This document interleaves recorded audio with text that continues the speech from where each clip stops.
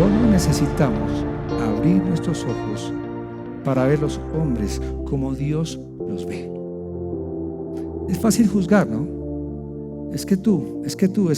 Pero cuando tú señalas con un dedo, hay tres que te están señalando a ti. Y Jesús dijo que antes de sacarle la paja del ojo del hermano, quitaras la viga. Es fácil criticar y es difícil orar. Hemos iniciado una serie maravillosa. Hace 8 días comenzamos con nuestra pastora Johanna y teníamos ese tema tan importante de hablar con Dios, la oración. ¿Cuántos de los que estamos acá tenemos un hambre, una sed de un tremendo avivamiento, un despertar de Dios en la tierra?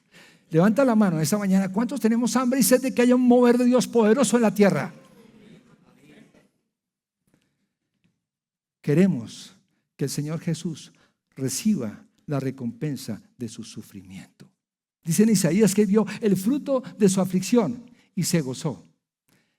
¿Sabes que tú y yo fuimos el fruto de la aflicción de Jesús en la cruz? Dios se goza en esta mañana porque caminamos y amamos al Señor. Él nos redimió. Corría el mes de agosto de 1727, donde un pequeño grupo de creyentes, 24 hombres y mujeres, cambiarían la historia de la oración y serían partícipes de un gran avivamiento. Fueron conocidos como la comunidad morava, los moravos. Se reunían en un pequeño, ellos eran campesinos que vivían en la frontera de Alemania y estaban bajo un protectorado del conde von Zinzendorf. Venían de varias vertientes religiosas, pero entre ellos habían ciertas discusiones y problemas, y pasaron varios años y el Señor le muestra a von Zinzendorf, que era un joven de 26 años, que la clave estaba en la oración. Y empiezan algo que se conoció como la torre de oración. ¿Usted se imagina un tiempo de oración que duró 100 años continuos? 100 años, la torre de oración. Y era muy lindo porque se turnaban cada hora por parejas en ese viejo molino y oraban, clamaban al Señor. Es interesante que ellos venían, proclamaban que Jesucristo, el Señor, podía transformar las vidas y que la palabra de Dios no era solamente para su intelecto, sino para su corazón. Vida. La comunidad se distinguió por 3 características: unidad relacional, comunidad espiritual y vida sacrificial. Me impactó cuando estaba estudiando la historia de los moravos que Dios levantó más de 300 misioneros que fueron llevados por todo el mundo, de una comunidad pequeña. Y se fue sumando la comunidad y se convirtió en una comunidad de oración y de intercesión. Dios es tremendo. Cuando las rodillas de un justo se clavan en la tierra, las manos de un incrédulo se levantan hacia el cielo. Amén. Los moravos fueron los primeros misioneros que se vendieron como esclavos para ir a San Tomás, a las Islas Vírgenes, a predicar el Evangelio. Fueron también al África, y en ese mover tan impresionante, aún los hermanos Wesley, Carlos Wesley y John, fueron impactados porque venían en un barco, y la historia cuenta que venían en el barco John Wesley, y de pronto estos hombres que se habían vendido para poder llegar a las islas a predicar el Evangelio, tomaron los oficios más sencillos, lo que nadie quería, todo el oficio, la lavada de los baños, los más sencillos, y cantaban y oraban mientras trabajaban. Algo precioso. Y comienza una tormenta, impresionante, tormenta fuerte. Y muchos del barco, que eran ingleses, supuestamente cristianos, comenzaron a temblar. John Wesley, aunque era un ministro ordenado del Evangelio, no había entregado su vida a Jesús. Suena extraño, ¿no? Y cuando él vio que estos hombres y mujeres y los niños de comunidad morava servían y oraban y cantaban aún en medio de la tormenta, él se sorprendió y se dio cuenta que ellos tenían algo que él no tenía. Y cuando él se levantó para predicar el mensaje desde el puente, él hizo el llamado a conocer a Jesús. ¿Y saben quién fue el primero que bajó y se arrodilló? John Wesley. Es impresionante, o sea, él predicó el evangelio, tenía evangelio aquí, pero en su corazón tenía que entregar su vida. Y esta comunidad fue una comunidad que transformó la vida de su nación y de las naciones en misiones por la oración intercesora. Ese es el tema de esta mañana, oración intercesora. ¿Nos interesa el tema? Vital. Yo digo, Señor, permite que como iglesia, cuando terminemos hoy, tengamos tanto fuego, tanto deseo de compartir la palabra con otros, que nos lleves de rodillas a clamar por un mundo que se pierde. La indiferencia es algo muy tremendo hoy en día en nuestras vidas. Nada funciona a menos que alguien ore. Era el lema de la comunidad morava. Repitámoslo. Nada funciona a menos que alguien ore. ¿Tiene sentido? Y eso se aplica en nuestra familia, se aplica en nuestra vida, en todas las áreas. Así que vamos a hablar de la oración de intercesión, un clamor urgente hacia el cielo. Dice 2 de Crónicas 7:14, pero si mi pueblo que lleva mi nombre se humilla y ora y busca mi rostro y se aparta de su conducta perversa, yo, dice el Señor, oiré desde el cielo y perdonaré sus pecados y restauraré su tierra. Los oídos del Señor, los ojos del Señor están atentos a lo que está sucediendo en Colombia y a lo que está sucediendo en nuestra congregación y la iglesia, porque la iglesia es una sola en el mundo. No solamente Colombia, las naciones están en su corazón. Si mi pueblo que lleva mi nombre se humilla y ora. Tengo acá una Biblia que exactamente tiene la imagen de un soldado arrodillado. Después les contaré la historia, qué sucedió con esta Biblia, pero es interesante que está arrodillado delante de la cruz. Todo país dividido en bandos enemigos se destruye a sí mismo y una ciudad o una familia dividida en bandos no puede mantenerse. Así que vamos a hablar de la oración de intercesión. Si el pueblo que lleva el nombre del Señor se humilla y ora y busca el rostro del Señor y se aparta de su mala conducta, yo iré desde el cielo y perdonaré su pecado y restauraré su tierra. Para que comience el avivamiento, tiene que haber dos elementos que son muy importantes, si está tomando notas. El primero es oración, el segundo es arrepentimiento. Sin oración, sin arrepentimiento, imposible avivamiento. La oración de intercesión es un llamado urgente del Señor para su iglesia. En un tiempo fuerte, tiempos difíciles, un llamado a arrepentimiento, perdón y restauración.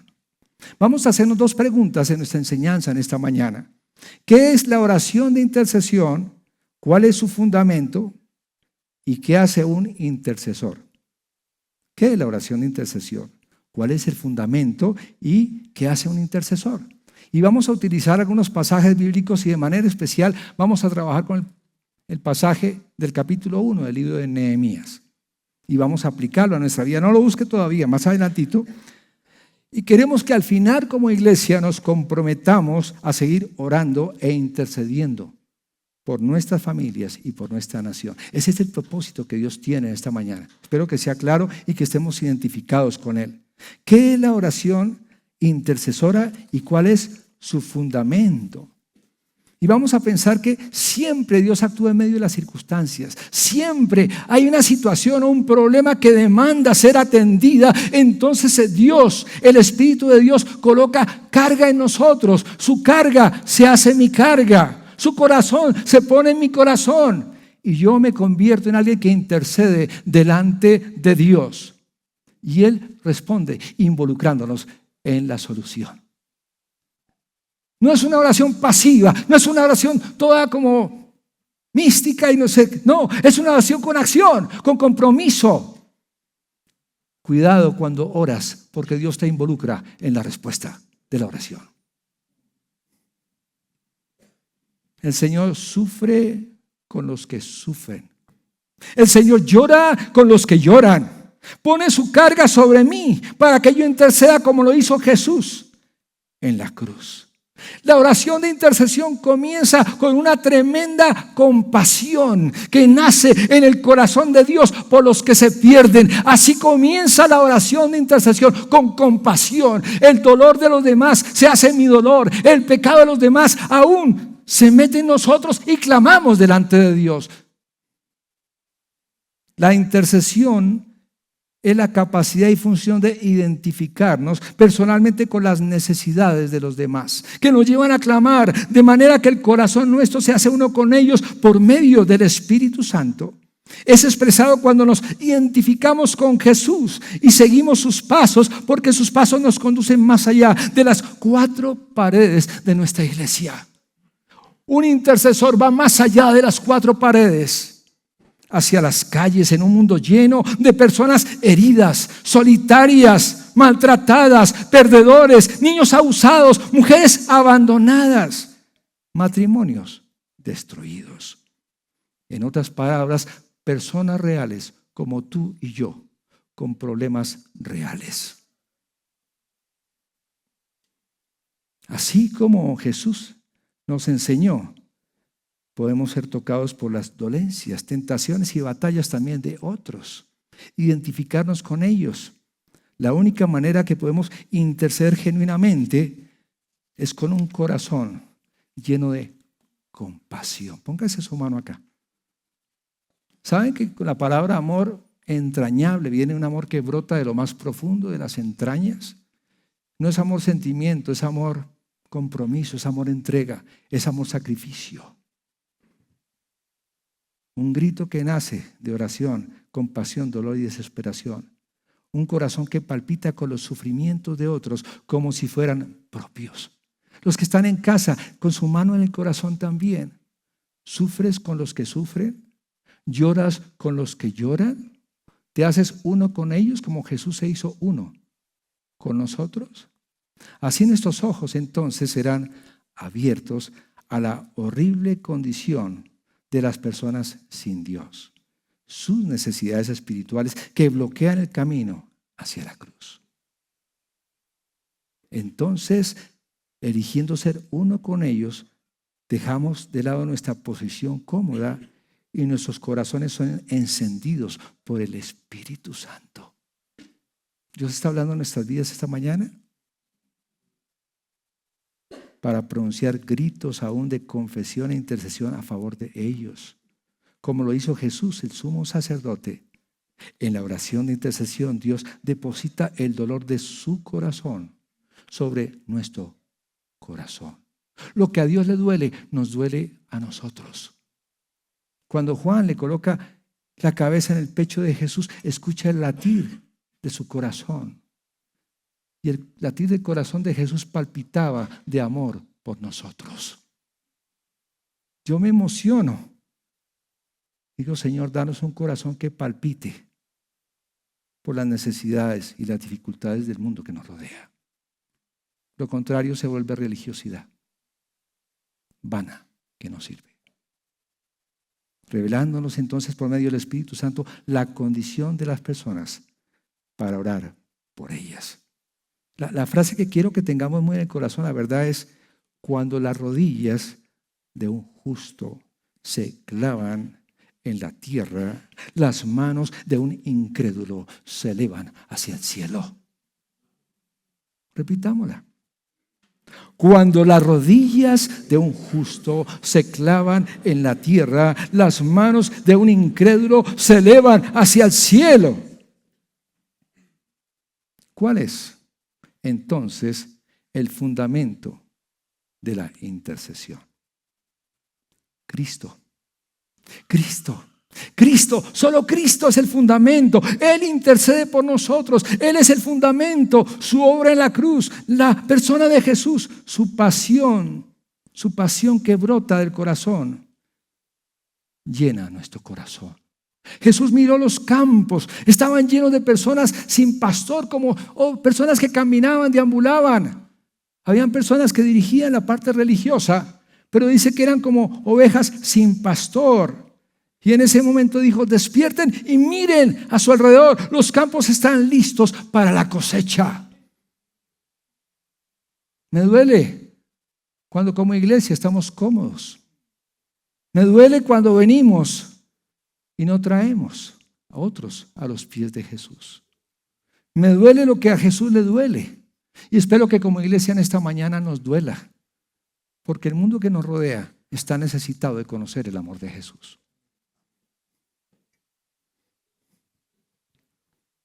Solo necesitamos abrir nuestros ojos para ver los hombres como Dios los ve.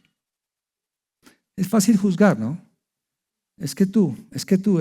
Pero cuando tú señalas con un dedo, hay tres que te están señalando a ti. Y Jesús dijo que antes de sacarle la paja del ojo del hermano, quitaras la viga. Es fácil criticar y es difícil orar. ¿Qué pasa cuando tienes problemas con alguien? ¿Lo criticas o intercedes y oras por él? Piensa en alguien que no te cae muy bien, alguien que has tenido dificultades y es muy fácil juzgar. Pero qué difícil y qué importante es interceder. Interceder es colocarse en la brecha. La brecha es como en los soldados en la guerra hacen una trinchera, ¿sí? Y los soldados se colocan en ese sitio con su arma para atacar al enemigo. Hay un hombre que en el Antiguo Testamento se colocó en la brecha. Abraham. Es un cuadro de intercesión tremendo. El Señor va a traer juicio sobre Sodoma y Gomorra. Va con los dos ángeles, va el Señor, tiene un encuentro con el Señor y el Señor le revela lo que iba a suceder. Y Abraham comienza a interceder. Se coloca en medio. Señor, y si en Sodoma hay 50 justos, ¿la vas a destruir? Bueno, si hay 50, no. Perdón, Señor, que sea como confianzudo. Estoy tomando una palabra así muy folclórica. Y si hay 40, y fue como negociando. Señor, y si hay 30, Señor, perdóneme el atrevimiento. Si hay 20, Señor, y si hay 10. Y el único justo en Sodoma era Lot. Bueno, había sido un poco necio, dice acampar a la ciudad. Ya, no, a veces hacemos necedades, pero Dios a pesar de eso lo llama el justo Lot. Yo diría el justo Lot y un poquito necio. Nos pasa, ¿cierto? Dios no encontró ni un justo y la ciudad fue destruida. ¿Te duele lo que a Dios le duele? ¿Palpita tu corazón con lo que Dios palpita? Cristo, nuestro sumo sacerdote, intercede por nosotros. Él es el fundamento de la intercesión. Jesús se compadece de nuestras debilidades. Por eso se hizo hombre. ¿Saben que Cristo, qué está haciendo ahorita el Señor Jesucristo? Está intercediendo delante del Padre Celestial por ti, por mí, por la iglesia, pero por los que no conocen a Cristo. ¿Será que la intercesión es importante? Algunos dirán, no, qué jartera eso de orar como harto, no, yo me quedo dormido. No, yo repito lo mismo 10 veces y a la 11, ya a la 11 ya. Pero saben que Dios está buscando intercesores. Dice en uno de los libros en Ezequiel, dice que Él buscó quien se parara en la brecha, quien se colocara en la trinchera de la oración, de intercesión. Y dice que cuando vio la tierra, no vio ninguno. ¿Saben por qué? Porque no nos importa lo que sucede con la gente alrededor. Somos indiferentes y somos cómodos. Perdónenme si estoy como pesadito ahí. Este pastor no predica casi nunca y cuando viene nos pega que no soy yo, es el Espíritu del Señor en mi propia vida y en la vida de nosotros como congregación.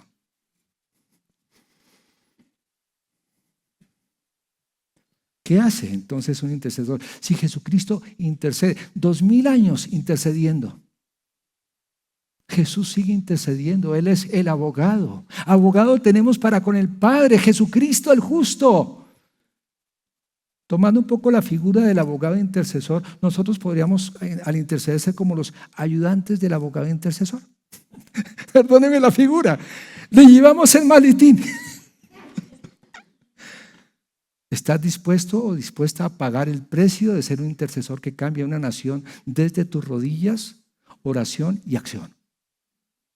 Yo estoy dispuesto. ¿Tú estás dispuesto?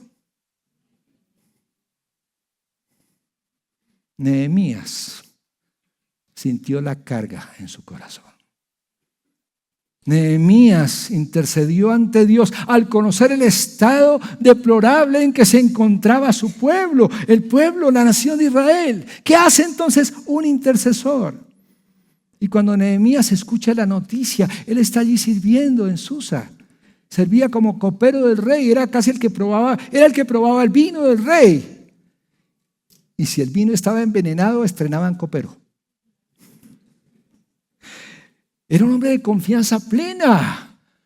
Y cuando pregunta por el estado en que se encuentra, vienen sus hermanos, o sea, no hermanos en la carne, sino vienen sus compatriotas. Y él pregunta, ¿cómo está la ciudad que amo? ¿Cómo está mi Jerusalén? Él estaba cautivo allí. Había sido llevado en cautividad, pero Dios le había dado gracia y había llegado a ser un hombre de confianza del rey. Y oraba, clamaba.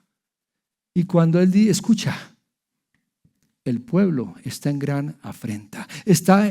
Los muros han sido destruidos. La ciudad ha sido quemada. ¿Saben qué hace Nehemías? Se encierra y empieza a llorar y a clamar al Señor. ¿Tú clamas? Yo clamo, me pregunto a mí mismo. No es para usted, es para nosotros. Lloramos, clamamos, nos quebrantamos por el dolor, lo que siente el Señor en su corazón cuando un mundo se pierde. ¿Te duele? Me duele. Y es tremendo cuando llega a Jerusalén, convoca al pueblo y los invita a levantarse y reconstruir los muros de Jerusalén. Ya había hecho toda una oración de intercesión. Y ahorita vamos a hablar de qué hace un intercesor y cómo podemos interceder. Pero es interesante que él después de que intercede, y ahorita explicamos qué es interceder específicamente, él convoca al pueblo, pero antes de convocarlo en Jerusalén, él revisa cómo están las murallas. ¿Qué tanto conocemos cómo están las murallas de nuestra Colombia? Las noticias son complicadas y vemos, o leemos o vemos, pero poco intercedemos. Parece que no nos importara. Y está pasando cosas tremendas que necesitan oración e intercesión. Después, cuando ya convoca al pueblo conociendo la situación, les cuenta el testimonio de cómo Dios había sido grande con él. Y el pueblo se levanta. Él les dice, levantémonos y edifiquemos. Y en esta mañana el llamado del Señor para la iglesia es levantémonos y edifiquemos. Pero primero intercedamos para que Dios tenga misericordia de nuestra tierra.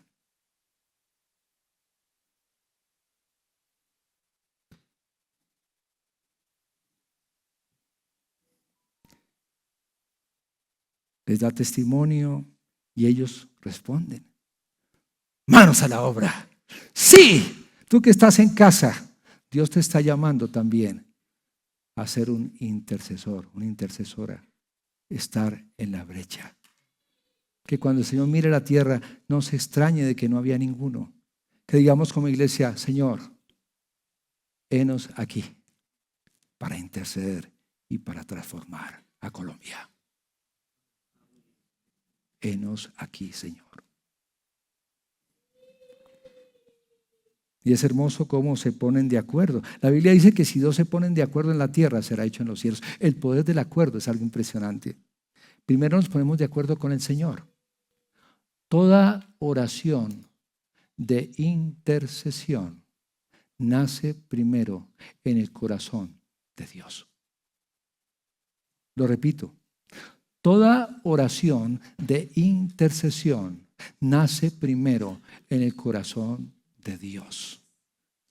De tal manera amó Dios al mundo que envió a su único Hijo, a Cristo, para que todo aquel que crea en Él no se pierda, mas tenga vida eterna. Cristo es la respuesta. Y nosotros cuando oramos nos convertimos en Cristo en respuesta en la oración. ¿Tú sabías que eres respuesta a la oración de alguien también? Alguien está orando para conocer al Señor y tú y yo podemos ser respuesta en Cristo Jesús.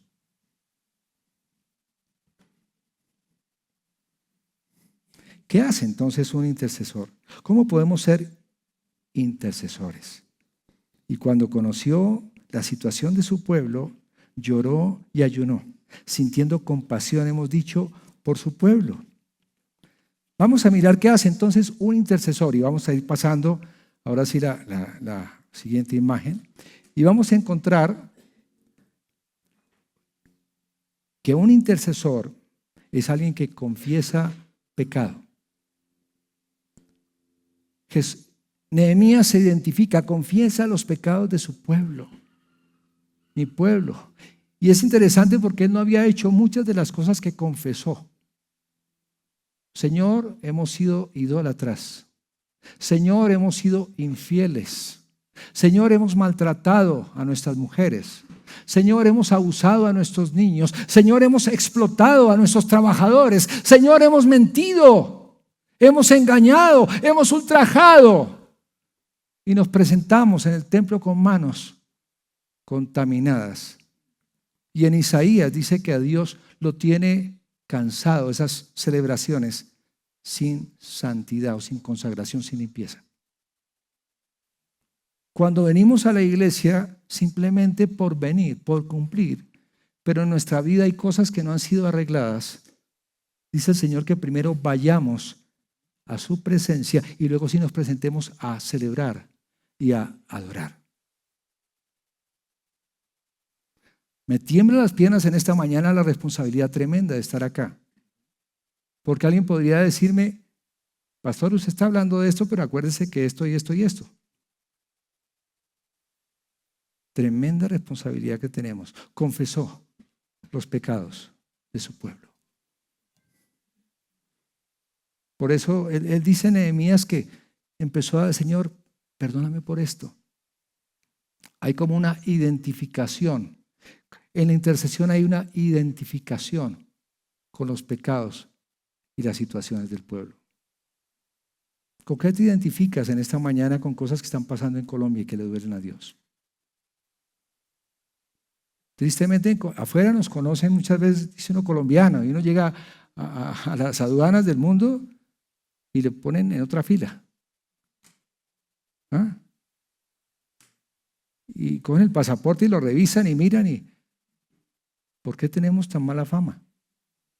¿Por qué nos han marcado? Y yo pienso que de Colombia sí salen cosas grandes y poderosas. Y tú y yo somos transformados por la misericordia y el poder de Dios para mostrar que Jesús tiene poder para transformar. Dios escoge de lo vil y menospreciado. Escogió para ser exaltado el nombre de Jesús.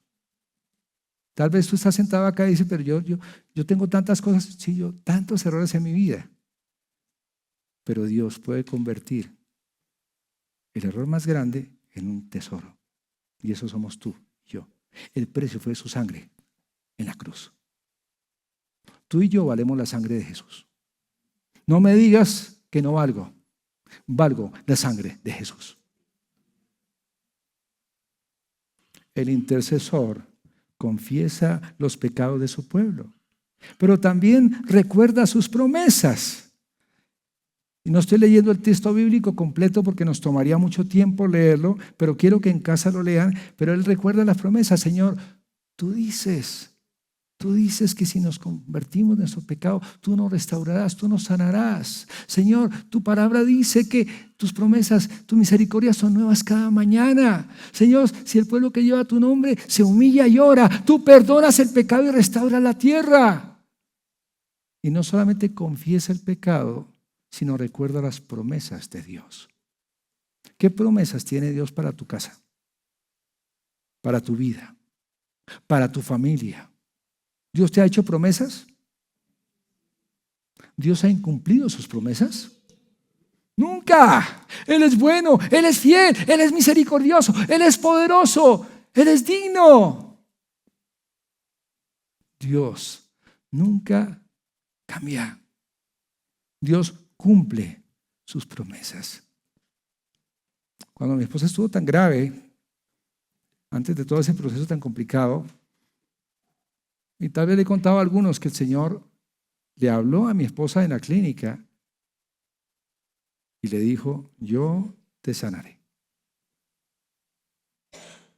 Y en un momento muy complicado en la clínica, después de que los médicos nos dan el diagnóstico y toda la situación, ella nos trae esa palabra. Ella dice: yo escuché la voz del Señor y me dijo que me sanaría. Los exámenes cada vez salían peor. No entiendo, Señor. Pero su confianza no decayó ni un solo segundo. Y el día que partió mi esposa, yo entendí que el Señor decía, y lo entendió mi princesa: yo la sano, puedo sanar aquí en la tierra, pero yo también puedo sanar en el cielo. Y mi esposa llegó sana al cielo. Por eso tengo el valor de pararme aquí, y me hace mucha falta, la amo, la extraño y la amaré siempre. Pero ella se la está gozando en la eternidad con el Señor. Amén. Dios cumple sus promesas. Dios cumple sus promesas.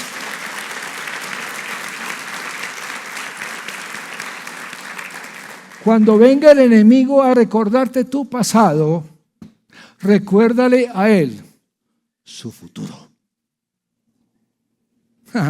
Él es especialista en señalar, ¿no? Y usa el temor, usa la vergüenza, usa todas esas armas tremendas.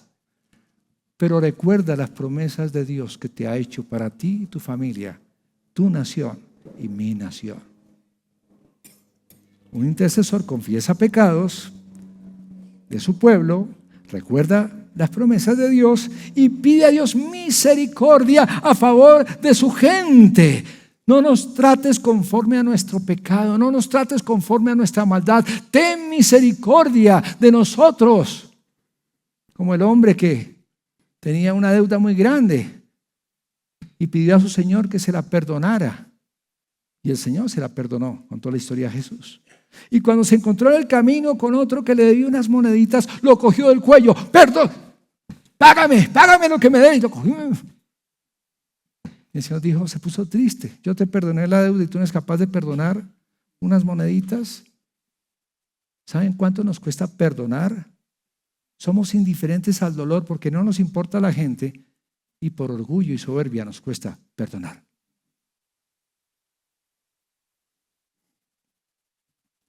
Pero el intercesor también, después de pedir misericordia, construye un muro de protección en los tiempos de batalla. Nehemías comienza a levantar los muros. Levantémonos y edifiquemos. No estemos más en el oprobio, no estemos más en la vergüenza. Y el pueblo empieza. Y cada uno, dice que desde el gobernador, cada uno tomó una responsabilidad en la reconstrucción de los muros de Jerusalén. Cada puerta. Y dice que se fueron levantando los muros. Cada uno tenía su parte. Y tú y yo tenemos parte en la restauración de Colombia y de nuestras familias. Tú y yo.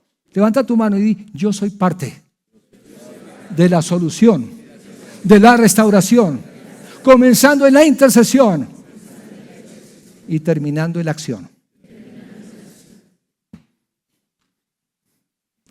Y es hermoso porque el escombro estaba muy alto, la tierra, todo era complicado y los enemigos se levantan, Sanbalat y Tobías, que eran un par de enemigos, y dicen, eso se están rebelando y escriben unas cartas y toda una trama impresionante. Si pasa una zorra con la cola tumba el muro, se burlaban de ellos. O sea, muchas cosas, ¿no? Y ellos muy desanimados. ¿Saben que el desánimo viene cuando estamos haciendo la obra de Dios? Pastores, iglesia, a veces nos sentimos desanimados por las circunstancias, pero Jesús ya la ganó. Jesús ya la ganó. No salimos al campo de batalla a ver el golazo que le van a meter al equipo nuestro. Salimos a guerrear y a meter el gol porque somos del equipo vencedor en Cristo Jesús. Amén. La Copa América, bueno. Ok, no voy a hablar de partidos de fútbol y todo, estoy aprendiendo el tema.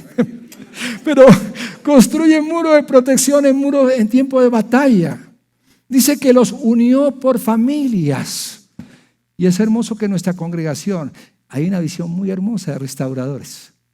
¿Cuántas familias estamos acá? Levante la mano, familias, tiene su familia. Y otros que de pronto están, mi familia va a venir. Pero los que están solitos, quiero decirle algo, somos familia en Cristo. Abraza al que tiene al lado, diga, somos familia en Cristo. No estás solo. Construye los muros de protección, los une como familia y en una mano les coloca la espada. Ellos ya ni se bañaban, dormían vestidos, por si acaso. Por si acaso tenían que levantarse a guerrear. Anoche como a las 2:30 de la mañana el Señor me levantó a guerrear, a pelear. Pelear no es gritar, zapatear. Pelear es interceder delante del Señor y por nuestra Colombia. A pelear y está orando por ustedes. Y ustedes están orando por mí. Eso es lo que me ha sostenido y a mis hijos. Bendito sea el Señor por esta iglesia hermosa y amorosa e intercesora. Amén.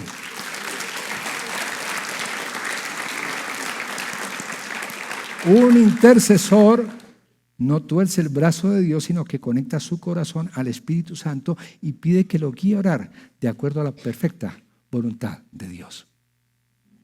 No es Señor, yo te ordeno. Tú eres el Señor, tú eres soberano, tú eres poderoso y tú eres bueno.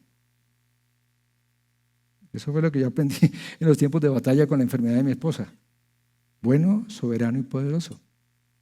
Gracias, Señor. Entonces repasemos los 4 puntos que hace un intercesor.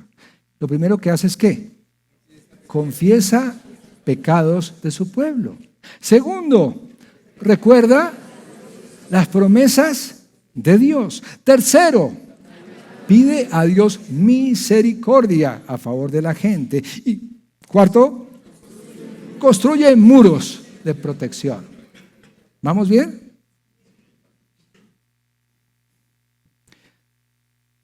Debemos apelar entonces cuando intercedemos, nuestro intercesor es Cristo. Y es hermoso que cuando oramos, apelamos a los atributos de Dios y su carácter. Apelamos a su amor, apelamos a su misericordia, apelamos a su justicia, apelamos a su bondad, apelamos a su santidad, apelamos a su sabiduría y a su poder. Tengo versículos para todo esto, pero eso nos daría una mañana completa. Esto va para un campamento, un encuentro. Por eso dirán, oye pastor, pero está usando, sí, la palabra está metida acá y está aquí también. Y espero que esté en cada uno de nosotros también. Charles Spurgeon decía, encontramos en cada atributo de Dios un instrumento con el cual podemos abrir las puertas del cielo. En la casa de mi abuela en Cali tenía algo que le llamaban el barretón. Era una barra de hierro, así. Y el barretón lo usaban de varias formas. Una era de pronto cuando ya estaban todos en casa, sacaban el barretón y lo colocaban como la tranca, le llamaban la tranca, en la puerta, de lado a lado. Las chapas no eran tan seguras como hoy en día. Entonces el barretón protegía. El barretón también servía para, como una pica, tenía como una punta. Entonces si uno quería abrir como un hueco, mi abuela y mi papá sembraron árboles. ¿Qué usaron? Barretones. Barretón. Y era un arma también, si alguien se entraba con no buenas intenciones, se sacaba el barretón. Saben que la oración basada en el carácter de Dios, los atributos de Dios, y cuando oramos en el poder del Espíritu, en los propósitos de Dios, es un arma poderosa. Encontramos en cada atributo de Dios un instrumento con el cual podemos abrir las puertas del cielo. En Hechos, en el capítulo 4, hay una historia muy especial, no voy a leer el texto, pero sin narrarla, ya estoy cerrando. Pedro y Juan, capítulo 3 de Hechos, han ido al templo. Y allí hay una persona. ¿Cómo estaba esta persona? Era un paralítico. Y entonces entra en Hechos capítulo 3 y le dicen, dame algo. Y Pedro le dice, oro no tengo, plata no tengo, pero de lo que tengo te doy. En el nombre de Jesús de Nazaret, levántate y anda. Después de que este hombre empieza a alabar al Señor, todo el pueblo viene y él les predica acerca de Jesús. Pedro les predica acerca de Jesús. Los religiosos de la época, celosos, los meten en la cárcel y después se dan cuenta de que el lisiado, que ex lisiado, me gusta ese término, ex lisiado, ex pecador, soy perdonado. Ya en ese momento era tan fuerte el testimonio que dice, no podemos negar lo que Dios ha hecho, esto es un milagro. Les prohibieron hablar en nombre de Jesús y no pudieron hacer nada más. Cuando ellos van a los suyos, les cuentan lo que Dios había hecho y Pedro y los otros dicen, Señor, mira las amenazas de estos hombres. Toda la ciudad se ha levantado en contra del Cristo, del ungido. Danos de nuevo. Y dice la palabra de Dios que el Espíritu de Dios cayó, vino sobre ellos con poder y fueron llenos para hablar con denuedo la palabra del Señor y el lugar tembló. Yo le pido al Señor que nos haga una iglesia donde Satanás tiemble cuando oremos, que cuando clavemos rodillas en nuestra tierra el infierno tiemble, porque establecemos su reino en Cristo Jesús. Nunca se me olvida, hace unos años, Sociedad Bíblica, trabajé por muchos años en la Sociedad Bíblica, estoy cerrando, pero quiero compartir lo que Dios ha hecho. Esa noche, a finales de los 80, suena el teléfono, 1 de la mañana. Han destruido la casa de la Biblia, han colocado una bomba. Y cuando llegamos temprano al otro día con Alfonso Corso, el gerente, y todo el equipo, llorábamos. La bomba que habían puesto en el edificio de al lado, Probolsa, destruyó el edificio de la casa de la Biblia.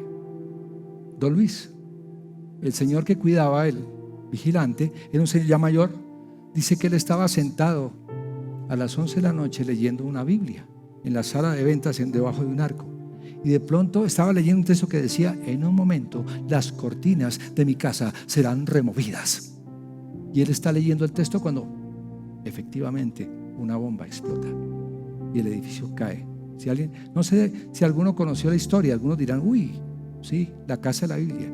Pero el día que inauguramos la nueva casa, pasó un año y todo el año estuvimos orando y ayunando con la iglesia en Colombia y como equipo.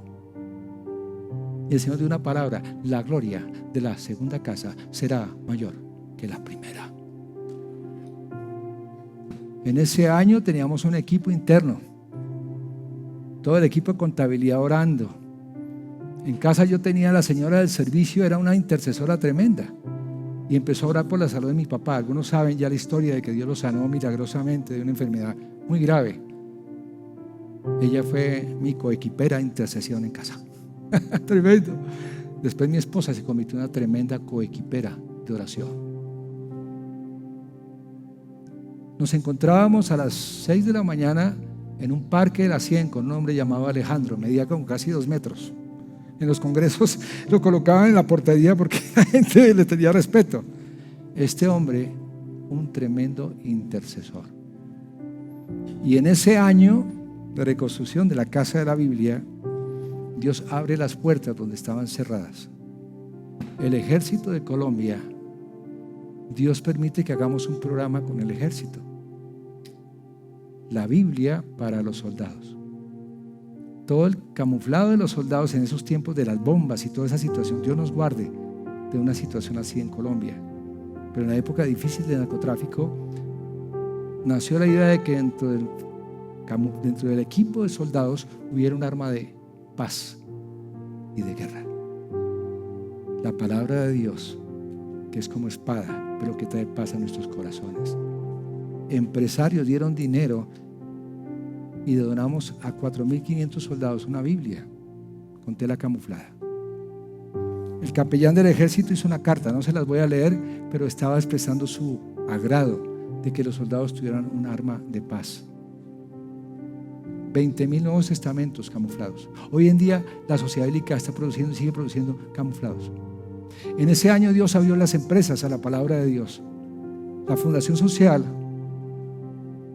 le regaló en Navidad a cada empleado de la Fundación Social, a 5 empresas de la Fundación, una Biblia, y nos abrieron la puerta para hacer talleres usando el libro de Nehemías. Podría contarles muchas cosas. Solo quiero decirles algo. Tú y yo somos llamados a transformar una nación a través de la intercesión y la acción. La semana pasada se entregaron firmas. 263,000 firmas se recogieron, que son pocas. Hablábamos con nuestro pastor Gabriel hace un ratito. Son pocas.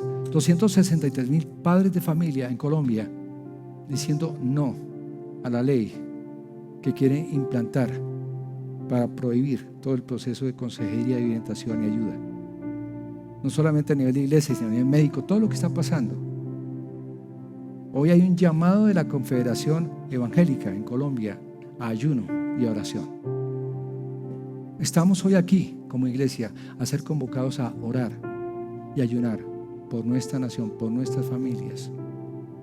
Un intercesor, y ya recordamos lo que decíamos, ¿cierto? Confiesa los pecados, recuerda las promesas, clama a Dios por misericordia y construye muro de protección. Yo le pido al Señor que esa casita que tenemos ahí, más que la casita, yo pienso que la intercesión y la oración tiene que ser algo tan grande. Los sábados 2:42 están siendo algo poderoso. Cuando comenzamos a orar a las 5 de la mañana, ha sido un mover de Dios. Dios nos está moviendo en la oración, Dios nos está moviendo en la alabanza, pero Dios también nos mueve en el arrepentimiento y en la acción. Yo quiero terminar esta mañana invitando quienes nos comprometemos a ser intercesores por Colombia. Yo voy a pedirte algo y no es religioso. Quiero que te pongas de rodillas como Segunda de Crónicas. Si el pueblo que lleva mi nombre se humilla. A veces nos cuesta y no es religioso. Simplemente quiero delante. Y si estás en casa tú puedes hacerlo también. Si el pueblo que lleva el nombre del Señor se humilla, ora, deja su maldad, yo escucharé desde los cielos y perdonaré su pecado y sanaré su tierra. Padre, esta mañana nos humillamos delante de ti como iglesia, Señor. Nos colocamos de rodillas por Colombia en esta mañana. Colocamos nuestras familias, Señor. Tú colocamos nuestros hijos, nuestras hijas, nuestra esposa, nuestro esposo, nuestros jóvenes. Oramos por pureza en los jóvenes.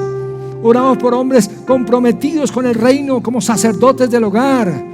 Oramos, Señor, por mujeres edificadoras de hogar. Oramos por familias restauradas, matrimonios restaurados. Oramos por niños guardados y protegidos, Señor.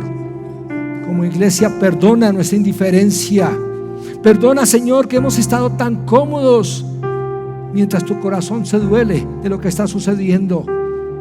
Úsanos, así como lo hiciste con esa pequeña comunidad de campesinos moravos. Nada sucede a menos que oremos. Nada sucede a menos que intercedamos. Clamamos por Colombia en esta mañana. Quiero que empieces con tu voz allí. Clama por Colombia en este momento, con tus palabras. Yo te estoy guiando, pero quiero que el Espíritu Santo en esta mañana, y tú estás en casa, empieza a clamar por nuestra tierra. Misericordia sobre Colombia, Señor. Misericordia sobre nuestras familias, Señor. No nos trates conforme a nuestro pecado. No nos trates conforme a nuestra maldad. No nos trates conforme a nuestra iniquidad. Trátanos conforme a tu amor y tu misericordia en Cristo Jesús. Estás orando en esta mañana, ahí en casa, tú estás intercediendo. Estamos colocando la iglesia de Colombia. La iglesia es el cuerpo de Cristo. Protege tu iglesia, protege tus niños, protege las familias, protege nuestra tierra. Oramos por los campesinos, oramos por los soldados, oramos por los empresarios, por los obreros. Oramos por nuestra tierra, Colombia. Oramos por nuestro presidente en esta mañana. En el nombre de Jesús, colocamos al presidente de Colombia delante de ti. Tu palabra dice que oremos por aquellos que tú has permitido que lleguen a eminencia, para que vivamos de una manera quieta y reposada, Dios. Oramos por la conversión del presidente Petro y su familia y la gente del gobierno, Señor. Que Colombia sea tierra de paz. Guárdanos de una guerra. En el nombre de Jesús. Amén. Hola, somos Néstor y Sandra Romero. Llevamos cerca de 25 años luchando contra la problemática del divorcio y de la desunión familiar. En nuestra experiencia como consejeros matrimoniales y de familia, hemos notado que el 90% de los problemas al interior de una pareja no provienen de la pareja. ¿En dónde se originan estas cuestiones que hacen de nuestro matrimonio un campo de batalla y una lucha constante de poderes? Te invitamos a Villa de Leyva, a este maravilloso lugar llamado El Duruelo, del viernes 23 al domingo 25 de agosto, en donde podrás tener tiempo a solas con tu pareja y con el Señor para conocer la respuesta. Juntos identificaremos las raíces que nos impiden tener matrimonios sanos y familias fuertes, multiplicar los buenos momentos en familia, ayudar a florecer a la persona con la que decidimos compartir toda la vida, afirmar la identidad de nuestros hijos y ser sal y luz para el mundo. El mensaje que compartiremos ha beneficiado a cientos de matrimonios a lo largo y ancho de nuestro continente y facilita que examinemos el por qué somos como somos. Dispongámonos para que nuestro matrimonio y nuestra familia, hoy y ahora, sean transformados por la visión original de Dios. Si el Señor pone en ti la intención de apoyar a otros y ser generoso, permítete bendecir a otros matrimonios para que puedan también disfrutar de un fin de semana de transformación. Los esperamos.